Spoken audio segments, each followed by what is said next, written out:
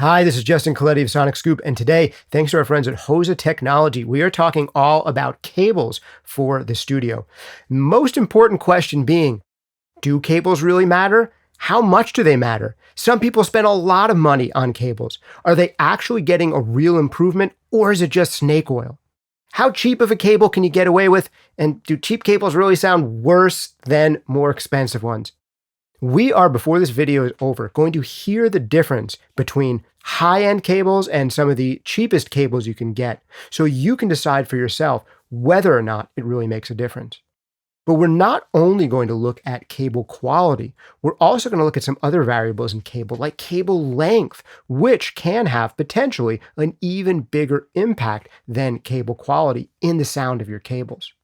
We're going to talk about why different cables might sound different from one another. We're going to talk about other features that go into separating quality cable besides just sound quality. And we're going to answer that question once and for all of, is there really a difference in sound when it comes to cables? When you hear about crazy audiophiles buying the most expensive cables possible, are they just out of their minds insane? Or is there something behind what they're doing? I've got variety of mic cables and instrument cables here in a variety of lengths, so we can really explore this together and nerd out a little bit at the end. In general, in instrument cables, you're more likely to hear a bigger difference than in mic cables, but for both of these types of cables, there is absolutely a point of diminishing returns, past which a cable is designed well enough that just throwing more money at a cable isn't going to make it sound any better. But where is that point of diminishing returns, and how much do you have to spend to get there? I've got a few different cables here from Hosa, basically one from their good, better, and best series. So we're going all the way from $20 all the way up to $55. And what are the differences? Why would one of these cables cost more than another? And can we ultimately hear that difference? Or are there other reasons we should think about spending more on a cable? We're going to answer that first for mic cables and then some of these instrument cables. And we'll discover some principles about audio cable quality as we go along. But there's also one other thing we're going to check out, which is the impact of not just cable quality, but of cable length. For these XLR cables, I've got not only those 5-foot cables, but also this 50-foot cable. And we're going to compare these 50 feet of cable length to 5 feet of cable length to see if that really makes a difference. And we're going to do the same thing for our instrument cables. I've got a stupidly long 26-foot instrument cable from the least expensive series from Hosa, and we're going to be able to compare that to a 5-foot cable in their most expensive series, so we can hear what kinds of differences we might expect between cable types and cable lengths. All right, let's get into it. Let's get nerdy. We have got first this mic cable from Hosa, the Essential series. This 5-foot mic cable, if you were to get in about a 15-foot, which is more of a normal length for a mic cable, you might expect to pay something like $20 for this cable in a 15-foot length. But they've got a series up from that. There is the Pro series, where this cable is going to cost something more like $30 for a 15-footer. I'm seeing a price here of $32 on Hosa's website. And then we've got their higher end Edge series that improves on this further still, and this cable would cost $55 for a 15-foot cable. So what are the actual differences under the hood of the cable? Well, there's two major components to the cable. There's the actual cable or wire itself, and there's the connectors. And this cable totally works. The cheapest cable from Hosa totally sounds fine. If you need a mic cable, you pick this up, it's going to work, and it is not going to hold back the quality of your recordings. And we'll do some listening tests against higher end cables so you can confirm that for yourself. However, there are some differences, particularly in things like durability and cable feel, which is actually surprisingly important if you're in the studio or on stage constantly. Cable feel is big, especially when you get to really long cables. When you're dealing with 50 feet of cables and really long cable snakes and wrapping up 20 different cables at the end of every session or at the end of every live show, cable quality and cable feel can actually make a big difference in how well they wrap. how well they reject things like dust bunnies and general spilkus and schmutz from the studio floor or from the floor of some live venue, how much abuse a cable can take. And a cable like this can take a fair amount of abuse, but it's not designed to take the most abuse possible. The connectors here are, again, totally decent, solid connectors, and you probably won't have any problems with them. That said, if you were to drop a really heavy weight on the end of this connector, there is a slightly higher chance of it breaking than a nicer connector. It's not made out of the exact same quality of metal that you'll find in more expensive connectors. So those two things, durability and cable quality, are a big thing. But also for people who are doing this stuff professionally, who might have need to repair their cables, it's easier often to repair more expensive cables. Where cables will often break will be in or at the connector. And for this, I'd have to take a little screwdriver, unscrew it, and underneath there's probably some shrink wrapping here holding things together. The connectors on more expensive cables are a lot easier to repair if they do break, in addition to being less likely to break to begin with. Is there a sound quality difference? Potentially. We'll talk about where that comes from in a minute, and we'll also hear for ourselves whether that difference is really significant enough to care about. All right, our next series up here, instead of a $20 mic cable, we're looking at, this would be about $30 or so for 15 feet of cable. And this one is the Pro Series. And first of all, it comes with this handy dandy Velcro tie to keep your cable together, which is awesome. Is that worth in and of itself an additional $10? Probably not. You can probably get a pack of multiple of these for $10. But one of the big things here is the connector quality is a significant difference. I don't know how well you can see this on camera. I'll put up some closer pictures of it. But these connectors also are made of silver. Now, this potentially means you're going to conduct electricity better. Arguably, you maybe could have better sound quality. We'll get into whether or how much that's the case in a minute. But just from the perspective of corrosion resistance, having these kinds of silver-plated or silver-infused cables makes a significant difference. And these connectors, in addition to the silver plating, are designed to be even more durable and even easier to repair if they do break. Again, if something heavy lands on the end of this cable, less likely to break to begin with. But if you do need to do repairs, there's just a better design where this whole assembly unscrews, and it's just a lot easier to resolder this type of cable if there's any issue with it. It's just so easy to come apart, so easy to put back together, and so much easier to work with if you need to repair cables, which is a thing that happens in studios and real live venue situations. Do you want to throw away a $20, $30, or $50 cable every time one breaks? Well, if you're in a heavily trafficked studio or venue, that's probably a bad idea. When, if you know how to use a soldering iron, you can fix most cables in a matter of a couple of minutes once you get good at it. So that's another factor. But it's not only the connectors, it's also the wires that are in the cable. This one has a slightly thicker gauge of wire. I believe it says this one is 20 gauge oxygen-free copper instead of 22, which are in the other, so slightly thicker wire. And it has more shielding, more braiding around the cable. So understanding why all of those things are a potential benefit, we'll get to in just a second after I show you the next series of cable up, and that is the Edge series from Hosa. So this cable for 15 feet, about $55. So we made a big jump from 20, 32 to 55. And this one comes with Neutrik connectors, which are probably the most famous and respected brand of connectors out there. They really do make excellent connectors. Again, 20 gauge wire inside here.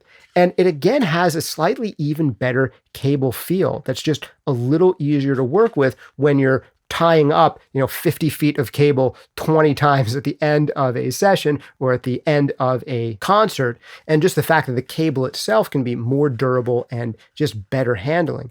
And again, we have these more durable connectors, which are the types of connectors that are a lot easier to repair. I can unscrew here really easily, pull this back, and if I ever needed to repair this cable, we just have a kind of design that makes it really easy to access. And here, this is most likely gold plating on these. And my goodness, to fix this cable, it's unclear that you would necessarily even need to know how to solder very well, because these kind of things just snap in here at the end of the cable. And I'll give you a close-up of these as well on screen. So those are really the biggest differences in cables. It's going to be the quality and durability of the cable itself, as well as the quality and durability and ease of repair in the connectors. And that point where the wire meets the connectors is generally the most significant fail point for any type of connector. When you go up in quality, they're less likely to break, and when they do, easier to repair, easier to handle, easier to wrap up at the end of the day, easier to even lay out on the floor and hang from mic stands when you have a better, more supple cable feel. So those things, don't underestimate them. And to really get a sense for the differences, you actually have to get some really cheap cables in your hand and some really expensive cables in your hand, and you'll know immediately what I mean about cable feel and connector durability. But the other big thing here is potentially sound quality. When we do our tests right here at the end of the video, I think we're going to find fewer differences in the mic cables than we will in the next category of cables, which is instrument cables. And I'll give you a sense again, just for the physical differences here before we really dive into that sound quality question. So here's the least expensive Essential series from Hosa. I've got a little 5-foot one here. In a 15-foot cable, this would be about $15, $16. And again, totally serviceable cable. You plug this into your guitar, it's going to work, it's going to sound fine.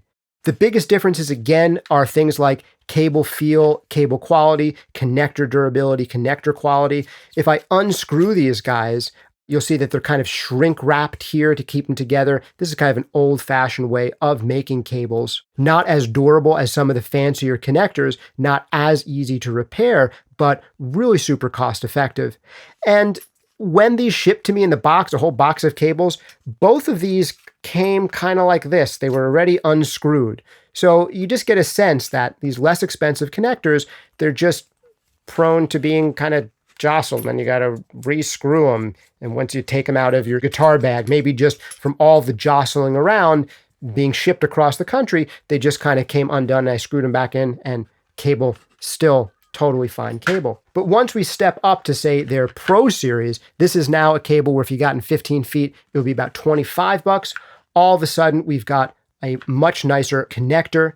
This one is actually nickel plated in this case because there's so much more contact point here on it that it doesn't really make as much economical sense to use silver for plating this type of 1/4 inch like it does on the XLRs. But again, you have just a much higher quality connector, a lot easier to repair if you need to. The next step up from this is, again, the Edge series, which has really nice cable feel, and again has the Neutra connectors. Looks like it might be a gold-plated cable here again. Really rugged, durable, well crimped, and I have soldered a lot of cables in my day, and Neutrics are some of my favorite to solder. They're just really well laid out, and if you ever need to repair cables, the more expensive cables, like you could literally have the most expensive cables like these in the studio for decades, and if they ever break, you do a couple quick minute repair and it's good for like another couple of decades. Now, is that probably also true when we're looking at the Pro Series cables, which are a step down? Do you need to spend $50 on a guitar cable like you do for this Hosa Edge, or can you get away with $25 on a 15-foot guitar cable like you would with the Hosa Pro? Well, that brings us to the question of sound quality and actually listening to this stuff. So before we hear those audio examples, here are the basic principles. There are 2 or 3 things that go into cable design that are going to change possibly the way that they sound. There is resistance, capacitance, and shielding, most notably. If you're comparing the same type of cable, 2 examples of them, one cable could have a better shield than the other. What's happening when a cable is running across the floor is electricity is running down it, but it's also being bombarded by electrons from just all around, from the electrical circuits, just free floating ones in the air. There's electricity and electrons out there in the environment that can actually get from other sources into your cable. If you really want to hear this really badly, what you can do is run some unbalanced cable like this alongside a power cable, and you're probably going to hear some real noise from the electrons from that power cable literally jumping into this audio cable. So there is a best practice that if audio cables and power cables ever have to touch one another, it's a best practice for them to touch at 90-degree angles, so that a power cable, if it has to touch audio cables, if it crosses at 90 degrees, there's just less of a chance that as many electrons jump from the power cable into the audio cable. Whereas if you have them running in parallel for like 20 feet or 50 feet or 100 feet, there's all of this distance along which kind of free-floating electrons can literally jump from the power cable to the audio cable, giving you additional noise and kind of dirty audio. But one of the things that prevents quite as many of these free-floating electrons from getting into your audio cables is a shield, a braid that goes around the cable that prevents some of those electrons from getting into the underlying wires inside of the cable. So quality of shielding and how much shielding, that's one thing that's going to affect how much noise you get out of the cable. And then there's those other two factors, resistance and capacitance. And in cables, maybe capacitance is the bigger issue. But resistance is how freely electrons can flow down that cable. So less resistance means it's easier for electrons to move down that cable. More resistance means it's a little harder for electrons to move down that cable. There's also this factor called capacitance. And capacitance is almost like the memory of the cable. You can think about it as like the cable's capacity to act like a battery, to literally store electricity inside the cable. So a wire that has higher capacitance is going to kind of store more energy inside the cable, whereas the cable with less capacitance is not going to have as much energy stored inside the cable. Both these things, resistance and capacitance, basically help the signal kind of drop off over longer and longer distances. And this drop off is usually most notable to people in the highest frequencies. In general, I think you can hear a bigger difference with things like instrument cables, guitar cables, than you're going to with things like mic cables. And there's a few reasons for that. One of them is that mic cables are generally balanced cables. They actually have 3 wires running down the cable, whereas instrument cables have just 2 wires running down there. Basically a positive wire, hot wire, and a ground wire in an instrument cable. But there's a brilliant thing going on inside of mic cables. Mic cables have 3 wires in there, a positive wire, a negative wire, and a ground. And what happens with mic cables is that when the signal comes out of the microphone, it's basically duplicated, split in 2, and one copy of the audio coming out of the microphone goes down the positive wire, and one copy of that audio goes down the negative wire. That's a way of thinking about it. But here's the brilliant part. They get flipped out of phase from one another. So completely inverted polarity, meaning that if you were to play those 2 signals together, they would cancel out completely. Now, once that electricity, that audio signal goes down a 20-foot or 50-foot or 100-foot cable run, it's going to be picking up noise and interference along the way. But the cool part is that when the mic cable gets to the other end, to your mic preamp, all of a sudden, those 2 positive and negative wires, they're flipped back into phase, bringing the signal from the microphone back into phase. But guess what happens? All that noise that was collected along the way gets flipped out of phase. So that's one of the brilliant things that happens in a balanced cable design that we find in things like microphone cables. This means that things like microphone cables are much less susceptible to losing good signal to noise as they go across long distances. Where it is totally unreasonable to have a 100-foot guitar cable and expect it to sound any good at all, you can easily have a 100-foot mic cable or more without losing much of your signal to noise at all. And we'll hear that difference in action by comparing a 5-foot mic cable to a 50-foot mic cable and a 5-foot guitar cable to a 26-foot guitar cable. In addition to the noise, microphone preamps are generally low impedance audio gear, where things like guitars and guitar amps are high impedance audio gear. And I found that just cable quality and cable impedance and capacitance makes a more significant difference in guitar cables than in mic cables. And I think you'll hear those differences a little bit more readily. The increased capacitance and resistance in a guitar cable can make you lose particularly higher frequencies, although I've also felt like I've heard differences in low frequencies between cheap cables and really nice cables. But this is sometimes used to positive effect. Sometimes people purposefully buy cheap, old, curly, like Jimi Hendrix style guitar cables because they like the way they make their guitar sound. It gives it a slightly more vintage, maybe slightly more mid-rangey sound, where sometimes really expensive, really high quality, hi-fi guitar cable makes the guitar sound a little bit more modern, for lack of a better word, a little bit less vintage, a little bit less mid-rangey. So there isn't, especially in the case of guitars, necessarily better or worse between bad cables and good cables. Quote unquote bad cables for guitar kind of have their own character, where quote unquote good cables for guitar have their own hi-fi character. Those differences I find to be less pronounced in microphones, but they are potentially arguably there. The reality is that on a microscopic level, all cables are different from one another. But with that said, as powerful as our ears can be, our ears are not microscopes. And we can measure differences on a microscopic level that we cannot necessarily hear at all. There is absolutely a point of diminishing returns when it comes to cables. And right now, we're going to have a listen and hear where that point of diminishing returns is for ourselves. We'll compare each of these three series on microphone, each of these three series on electric guitar, and we'll also compare the nicest high-end short cables to the least expensive super long cables, and hear differences there as well. Get a good set of headphones or speakers going, because I want to hear from you in the comments down below. Could you hear these differences? Do you think they're significant enough? What are your favorite quality level of cables to buy? Would you get something more like the least expensive Essential series here? Would you get something more like the Pro series, or something more like that super high-end Edge series? And why, if so? All right, without any further theory on this whole thing, let's get right into it and start hearing some sounds.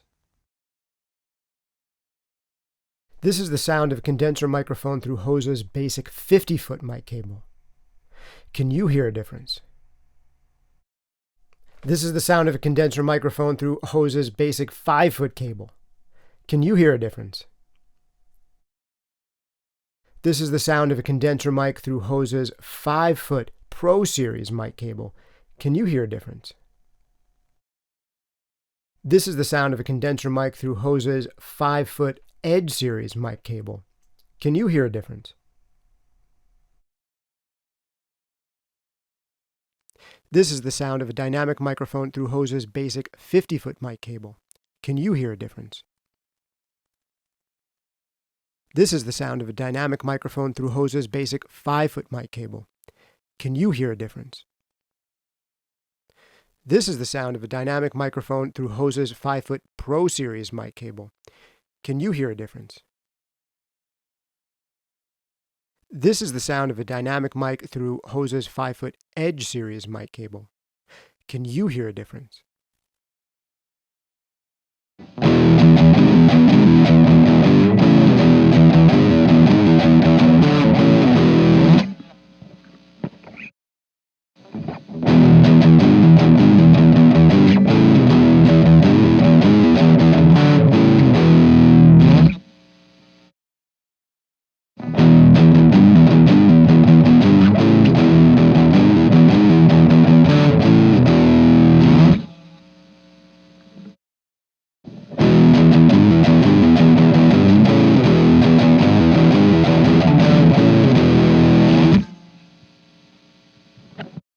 All right, well, I hope you found this demonstration useful. Let me know in the comments down below if you heard a difference, and if that difference was big enough to change your mind about what kinds of cables you're going to buy. Is there a particular level of cables you usually buy, and why? Let me know about that in the comments down below. Love to hear from you on it. Big thanks also to Hosa for making this one free to the public. They have a great website and a great cable finder on their website where you can quickly find exactly the cable that you want. Hosa, of all the brands of cables out there, probably make more different cables than anyone. Any kind of connector configuration you can dream up, you're going to be able to find it on the Hosa website. So check them out at hosatech.com. And if you've never tried it before, you've got to check out their cable finder at hosatech.com/cable-finder. Even if it's some crazy unicorn of a cable that you think shouldn't exist, they almost certainly have it. Now, we heard some fairly minute differences, I think, between these cables. But the biggest differences in sound quality when it comes to cables is using the wrong cable for the job. The wrong type of cable for the job, which so many people, especially those in home studios or who are new to the studio world or who are primarily musicians, do without realizing again and again.